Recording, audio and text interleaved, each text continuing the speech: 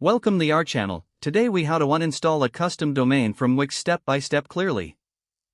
To begin, log into your Wix account. Navigate to the My Sites section on the dashboard. Select the site that has the custom domain you want to uninstall. Once on your site's dashboard, click on Settings. In the Settings menu, find and select Domains. Locate the custom domain you wish to uninstall. Next to the domain, click on the three dots for more options. Select Remove. A confirmation pop-up will appear. Review the information in the pop-up carefully. If you are sure you want to proceed, click on Remove again. Your custom domain will now be uninstalled from your Wix site. To ensure the process is complete, return to the Domain section.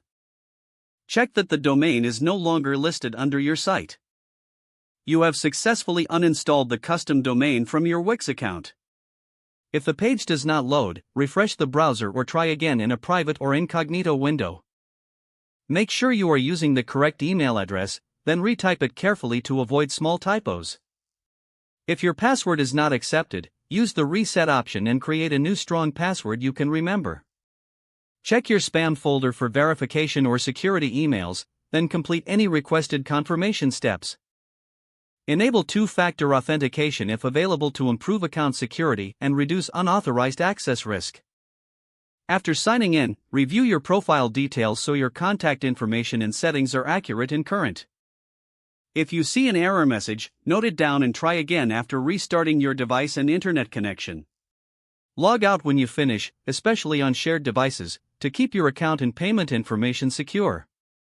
If the page does not load, refresh the browser or try again in a private or incognito window. Make sure you are using the correct email address, then retype it carefully to avoid small typos. If your password is not accepted, use the reset option and create a new strong password you can remember.